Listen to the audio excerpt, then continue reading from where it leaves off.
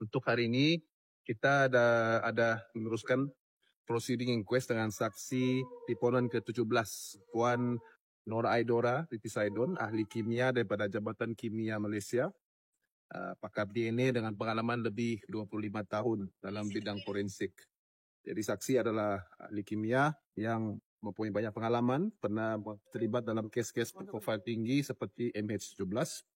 Saksi telah menjalankan analisis forensik terhadap 37 barang kes yang diterima daripada pihak polis antara 11 hingga 20 Ogos 2025 untuk mengenal pasti profil DNA berkaitan semati dan mana-mana individu lain. Saksi menjelaskan pada soalan kami bahawa jika seseorang memegang permukaan seperti railing atau konkrit railing, DNA surih boleh tertinggal bergantung kepada tempoh sentuhan, peluh ataupun sel kulit yang dilepaskan. Selamat datang ke Suara Dunia, cerita di sebalik cerita. DNA surih ataupun DNA tracing boleh hadir melalui sentuhan sengaja ataupun tidak sengaja dan boleh hilang sepenuhnya jika permukaan dibersihkan atau terdedah kepada cuaca. Saksi ini juga menyatakan bahawa bahan-bahan eksibit yang pernah ditender di mahkamah ini untuk pemeriksaan tulisan di Jabatan Kimia Y2 ke Y15 tidak ada diberikan kepada beliau untuk pemeriksaan DNA. Hanya eksibit Y1 dan Y8 yang ada diberikan kepada beliau untuk pemeriksaan DNA. Saksi juga menerangkan bahawa jika pakaian dibasuh, kebarangkalian kehilangan DNA surih adalah sangat tinggi. Hasil analisis menunjukkan profil DNA Zara Khairina padan sepenuhnya dengan spesimen biologi utama seperti tisu, tulang dan kesan darah yang telah diberikan. Tidak ada DNA asing ataupun DNA lelaki signifikan yang dikesan pada mana-mana spesimen biologi, masuk swab kuku, pakaian dalam ataupun spesimen tipu. Beberapa barangan seperti buku, beg dan selimut menunjukkan profil DNA campuran ataupun mixed profile yang tidak konklusif dan boleh berpunca daripada kesan sentuhan biasa ataupun perkongsian ruam di asrama.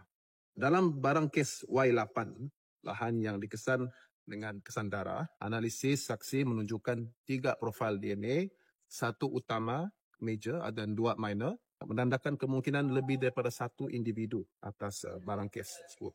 Saksi menjelaskan bahawa permintaan analisis hanyalah untuk menentukan pemilik darah dan bukan untuk mengenal pasti penyumbang DNA minor. Dan analisis lanjut tidak dijalankan kerana jumlah DNA minor terlalu kecil, low template DNA. Saksi juga menerangkan bahawa analisis DNA tidak dapat menentukan lapisan ataupun urutan pembentukan DNA, the timing of the DNA placement, sama ada DNA darah hadir dahulu ataupun DNA lain, tracing yang hadir pada permukaan tersebut. Itu sahaja ringkasan keterangan saksi ini. Dalam perkembangan lain, dengan saksi pakar DNA hari ini membuka eksibit-eksibit 37 hari ini, pembukaan rasmi tersebut membolehkan fasa sesi pemeriksaan dokumen kedua oleh pakar dokumen forensik kami boleh dijalankan. Kerana kami ada memohon pada Mahkamah Koroner dan juga pegawai pengendali kebenaran untuk memeriksa baki-baki dokumen yang akan telah dibuka hari ini. Terdapat 11 item yang kami ingin semak, iaitu daripada WK2, WK4, WK5, WK6, 9, 10, 11, 12, 13, 14, WK15 mempunyai 10 halian klien kertas dan pemeriksaan tersebut dijadualkan bermula pada 10 hingga 17 Oktober. Hanya 11 daripada 37 eksibit yang sudah periksa. Yang akan mengandungi tulisan dokumen-dokumen. Yang lain-lain macam barang pakaian semua kita tidak mohonlah untuk periksa. Tidak akan termasuk yang ke layan Y8 yang ada kesan darah. Yes, I think dokumen-dokumen seperti Y8 akan dibawa juga untuk sebagai protokol oleh pihak pengendali. Terus dia akan bawa semua sekali, dokumen sekali dengan 11 yang kita apa. Okay. Dokumen-dokumen lain yang akan ditender oleh pihak kamu akan akan tiba. Dokumen-dokumen tulisan.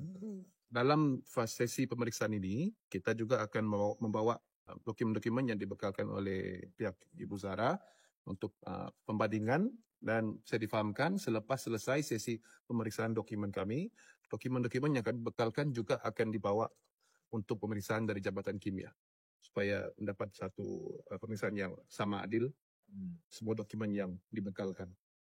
pada tarikan sengaja. Mungkin selepas selesai pemeriksaan dari pasukan kami. Mungkin persidangan esok kami presiden. Ya, tomorrow kita akan mula dengan kembali dengan saksi kanak-kanak. So, proceeding in camera balik lagi. So, Sorry guys. ya, so kita akan coba bantu dengan ringkasan untuk besok lah. Seorang saja? Atau ada lagi 2 orang kah? Mungkin ada standby saksi lain, cuma besok akan diteruskan dengan saksi yang pada Jumat lalu yang tidak habis saksi ke-8. Terima kasih kerana menonton Suara Dunia. Jangan lupa untuk subscribe. Kita jumpa dalam cerita yang seterusnya.